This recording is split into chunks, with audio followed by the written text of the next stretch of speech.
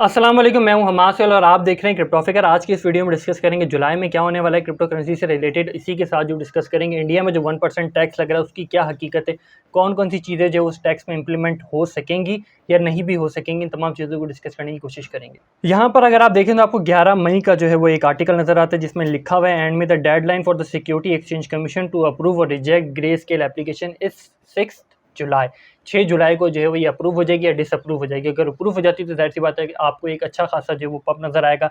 पूरी crypto currency के अंदर। अगर ये डिसअप्रूव हो जाती है, ज़ाहिर सी बात है जहाँ इतनी सारी बेयर न्यूज़ है, ये एक और बेयरिश न्यूज़ होगी जो बिटकॉइन की प्राइस को और नीचे लेकर जा सकती है। लेकिन इसी के साथ अगर ये कोर्ट में चला गया, ये केस कोर्ट में चला गया, तो जो कोर्ट की हेयरिंग होगी जिन डेट्स में, जैसे सीपीआई की रिपोर्ट आती है जिस तारीख को, उस तारीख को जो आपको बिटकॉइन की प्राइस में एक फ्लक्चुएशन नज़र आती है, तो सेम इसी हिसाब से चलता रहेगा। और ये सिलसिला जो है वो क्रिप्टो करेंसी की जो यूएसए में रेगुलेशन है तब तक जो है वो चलता रहेगा, अगर ये 6 जुलाई को जो वो अप्रूव नहीं होता है। इसी के साथ जो कौन कौन सी चीज़ें इफेक्ट कर सकती हैं, तो 3 अकाउंट इफेक्टेड द जीबीटीसी, इसी के साथ जो है वो टेरा लूना का क्लैप्स होना, सेल्सियस का क्लैप्स होना, डीफाई सिस्टम में जो बोरिंग लैंडिंग सिस्टम में जो रिसेंट डेज में जो क्लैप्स होते रहे, तमाम चीज़ें एक तरह के बंचेस या बंडल ऑफ जो है वो इवेंट्स हैं जो इफेक्ट कर सकते हैं इस पूरे अप्रूवल को। सिक्योरिटी एक्सचेंज कमीशन इन तमाम चीज़ों को बुनियाद बना के जो है वो इसकी लिस्टिंग को जो है वो डिसअप्रूव कर सकता है, और ये तमाम चीज़ें जो है वो यूएसए की क्रिप्टो रेगुलेशन तक जो है वो पोस्टपोन्ड हो जाएंगी। इसी के साथ 13 जुलाई को जो है वो कंज्यूमर प्राइस इंडेक्स की रिपोर्ट, 6 जुलाई को ग्रे स्केल की अप्रूवल डिसअप्रूवल, इसके बाद जो सीपीआई की रिपोर्ट है वो भी एक इम्पैक्ट दिखाएगी पूरी क्रिप्टो करेंसी के ऊपर। और ये तमाम चीज़ें अगर इस हिसाब से होती रही तो आपको जुलाई भी जो है वो बेरिश नज़र आ सकता है, और फिर जो है वो इंटरेस्ट रेट के पॉज होने पे ही जो है वो सारी उम्मीदें रहेंगी जो कि सितंबर में होगा। वहाँ से आपको एक अच्छा खासा जो है वो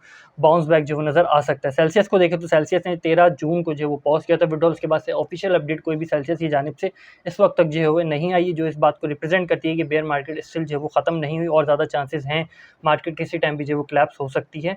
इसी के साथ ये एक इंपॉर्टेंट चीज़ है, इसको ज़रा गौर से सुनिएगा। एक स्कैमर ने जो है वो एक एक्सचेंज की वेबसाइट जैसी ही एक दूसरी डमी वेबसाइट बनाई और एक फेक प्रोफाइल से जो लोगों को अप्रोच किया, वहाँ से कहा कि आप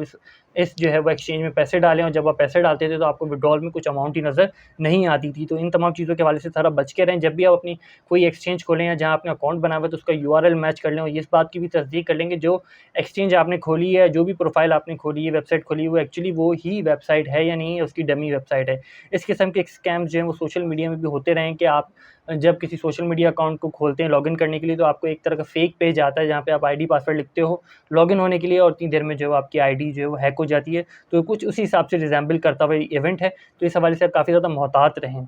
अब ज़रा इस चीज़ को देखें, जो टीडीएस 1 जुलाई से लगने वाला है क्रिप्टो की ट्रांजैक्शन में, वो जो आप क्रिप्टो खरीदोगे, क्रिप्टो बेचोगे, उन तमाम चीज़ों में लगेगा, लेकिन ये स्टिल डिफाइंड नहीं है फ्यूचर ट्रेड में किस तरीके से इंप्लीमेंट होगा, एनएफटी में, मेटामास्क में, ट्रस्ट वॉलेट में, तमाम चीज़ें डिसेंट्रलाइज्ड प्लेटफॉर्म में, इंटरनेशनल एक्सचेंजेस में किस हिसाब से ये इंप्लीमेंट होगा, इस हवाले से इस चीज़ की कोई तस्दीक नहीं है, ना कोई इंप्लीमेंटेशन जो है वो डेमो इंप्लीमेंटेशन जो बताई गई है। स्टिल जो अंडर थ्रेट हैं वो क्रिप्टो एक्सचेंजेस जो इंडिया में है, crypto community, blockchain community, NFT community, web 3.0 या वेब 5 वाली जो कम्युनिटी है जो इंडिया से बिलोंग करती है, वो तमाम चीज़ें जो अंडर थ्रेट हैं, जो स्टार्टअप्स हैं, तमाम चीज़ें जो अंडर थ्रेट हैं इंडियन कम्युनिटी के लिए, और ये चीज़ जो है वो आपको आने वाले वक्त में पाकिस्तान में भी होती हुई नज़र आ सकती है।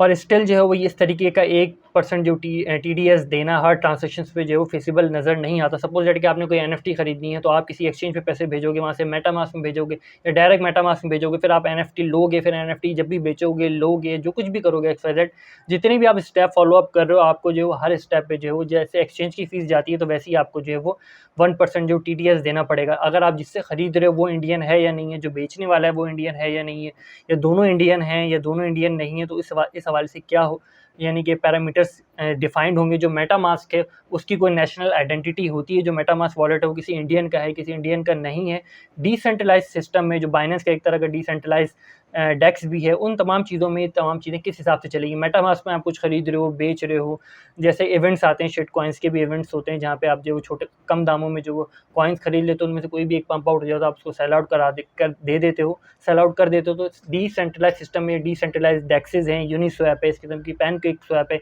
तो इन तमाम चीज़ों में किस हिसाब से चलेगा, फ्यूचर ट्रेड, मार्जिनल ट्रेड में किस हिसाब से होगा, स्टिल नॉट डिफाइंड। ये जस्ट सिंपल है कि आपने खरीदा तो 1% दिया, बेचा तो 1% दिया, लेकिन डिफरेंट चीज़ें, बॉट भी होता है, जैसे बॉट ट्रेडिंग होती है, उसमें भी इसकी इंप्लीमेंटेशन किस हिसाब से होगी, एक्सचेंजेस किस हिसाब से करेंगी, इंटरनेशनल जो एक्सचेंजेस हैं वहाँ पे आप बॉट ट्रेड करोगे तो आपको किस हिसाब से टैक्स देना पड़ेगा, इंडियन आइडेंटिटी के साथ आप करोगे तो आपको कैसे करना पड़ेगा, ये तमाम चीज़ें जो डिफाइंड है, काफ़ी ज़्यादा गूफ अप और काफ़ी ज़्यादा जो थ्रेट क्रिएट करती हैं पूरी इंडियन कम्युनिटी के लिए, जो क्रिप्टो से रिलेटेड हो, चाहे ब्लॉकचेन से उसको लिंक करे या एनएफटी से लिंक करे, तमाम चीज़ों के हवाले से कुछ अच्छी खबर नहीं है। और स्टिल इस किस्म की खबरें हैं, इस किस्म की टैक्स इम्प्लीमेंटेशन, इस किस्म की रेगुलेशन जो है वो वक्ती तौर तक जब तक नहीं होती तो सुनने में तो बहुत अच्छी लगती है, लेकिन जब उसकी इम्प्लीमेंटेशन होने लगती है तो ज़ाहिर सी बात है आपको मार्केट जो है वहाँ से एग्जिट करती हुई नज़र आती है। तो आने वाले वक्त में आपको ये भी चीज़ें नज़र आएंगी कि इंडिया से जो काफ़ी ज़्यादा मार्केट जो है एग्जिट करके दुबई भी जाती हुई नज़र आ सकती है, जो कि खुद इंडिया के लिए भी काफ़ी अच्छा नहीं है। और ये सब कुछ इसी तरीके से रहा और कुछ ख़ास इक़दामात नहीं उठाए गए और इंडियन क्रिप्टो कम्युनिटी को फ़ेवर नहीं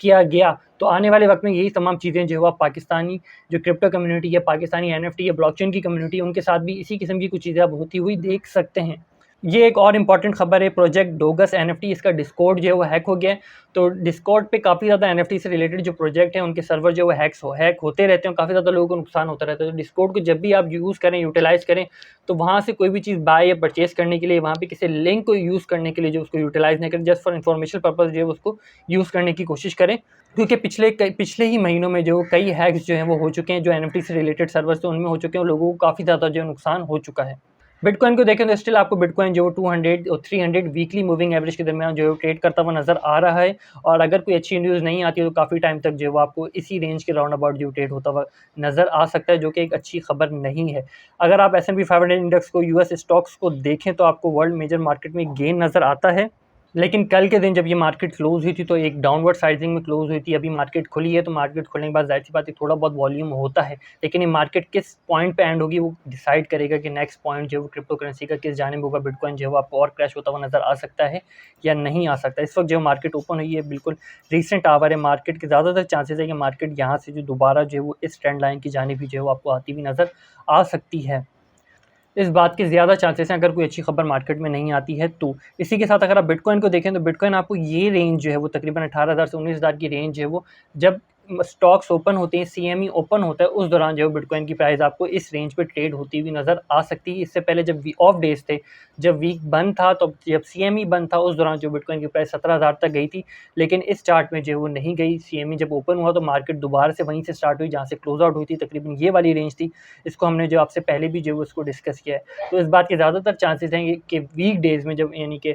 वर्किंग डेज़ में जब स्टॉक ओपन होती है, स्टॉक खुली हुई होती है, तो उस दौरान भी जो है वो आपको बिटकॉइन की प्राइस जो है वो 18,000 से 19,000 के दरमियान और इस गैप में ट्रेड करती हुई नज़र आ सकती है। इसी के साथ अगर आप लिक्विडेशंस को देखें तो तकरीबन 47,000 के करीब अकाउंट जो लिक्विडेट होते हुए नजर आए। इससे पहले जो वो 80,000, 1 लाख, 1.5 लाख, 2 लाख के करीब भी जो अकाउंट लिक्विडेट हुए थे लास्ट 24 आवर में।